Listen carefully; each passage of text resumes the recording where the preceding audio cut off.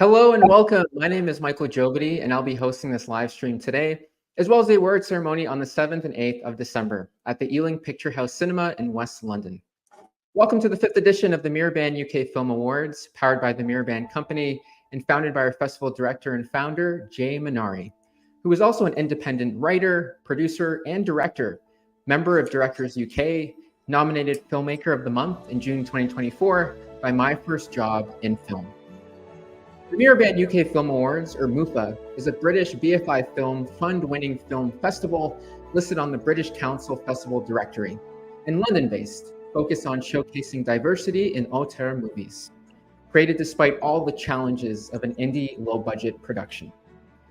MiraBan provides a spotlight for underrepresented, emerging, and experienced independent filmmakers through on-site networking events, live-stream industry talks, online film courses, and most recently, an independent film fund launched to support the making of more independent short films.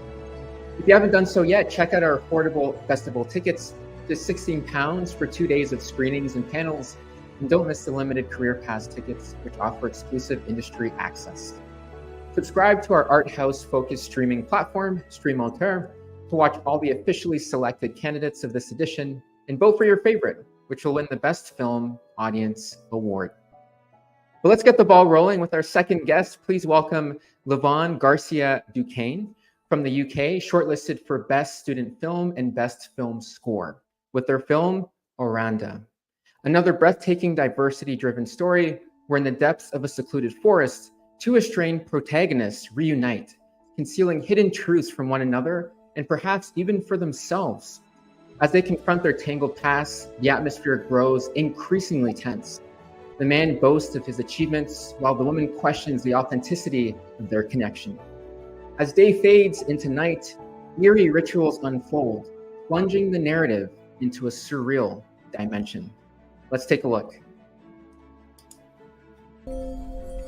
Early mornings and late evenings are good fishing times. Fish are hungry round here. But in the afternoons they head deep to stay cool. I do miss your father. Why have you come here? I've come to see you.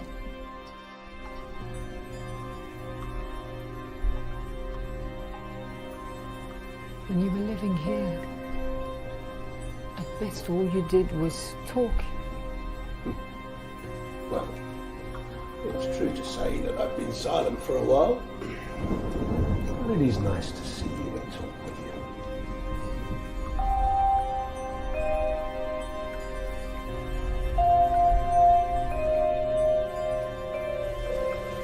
They think they know everything. And when they fail, it's never their fault. It's their doomed fate.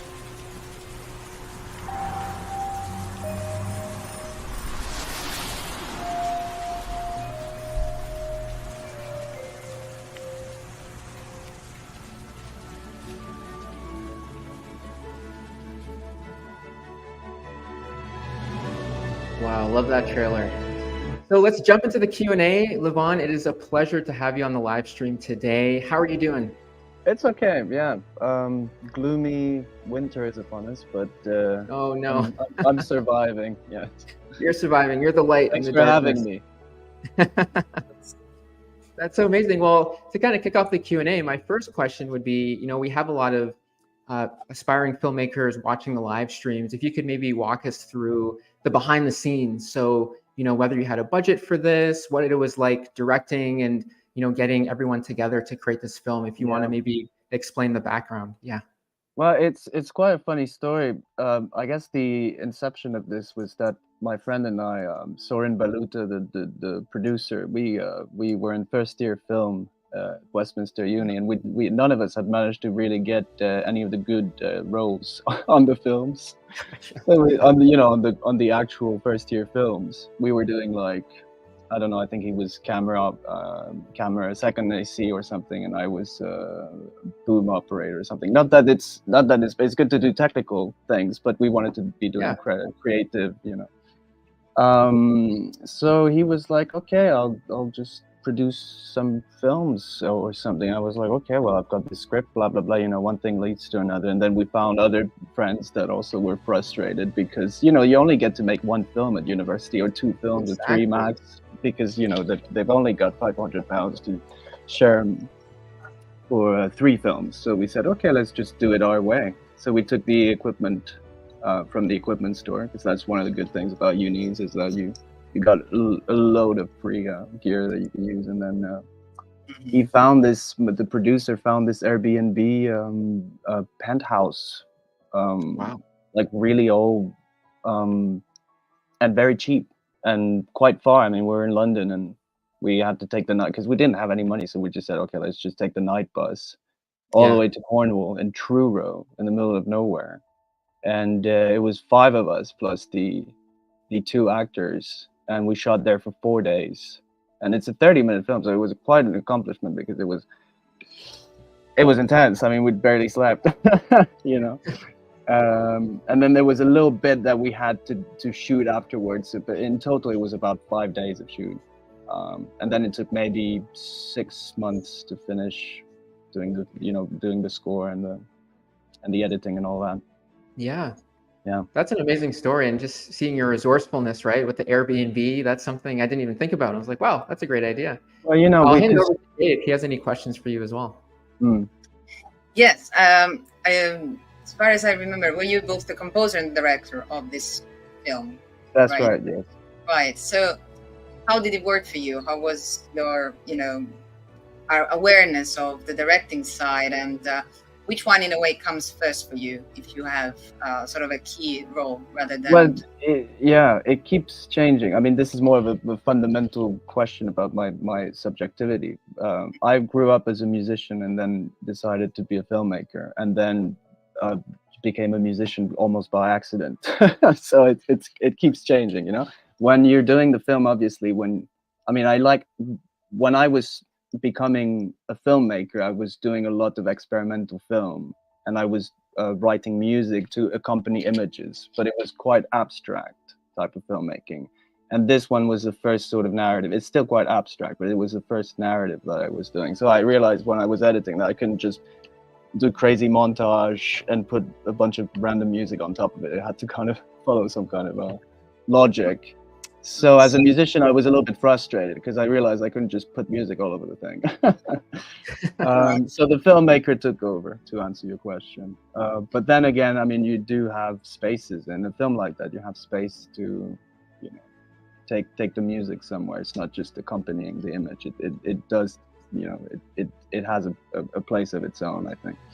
Yes, definitely. There is, silence is also a way to communicate, the best way probably sometimes to communicate music. There is this tendency of trying to fill the gaps, but sometimes even just a moment of silence is musical.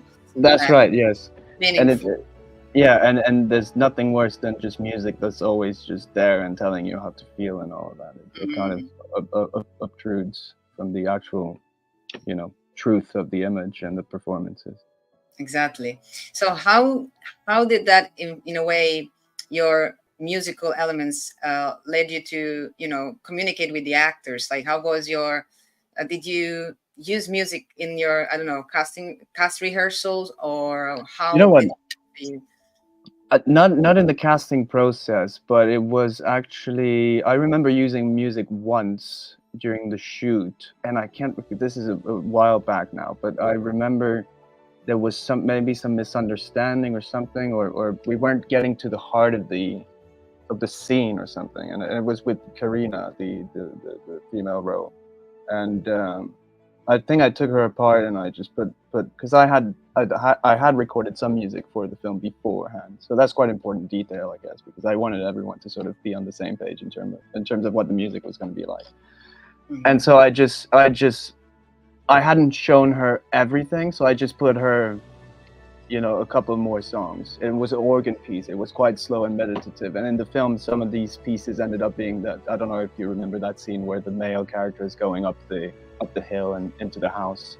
So that was the piece that I played for her. Long story short, I think it kind of put her in the mood to be in that scene. And this was one of those moments when, as a director, you're like, well, maybe if if you want to communicate something to your actor, maybe music is the right way to do it. So I thought, okay, let's just play this music. Right. Thank you.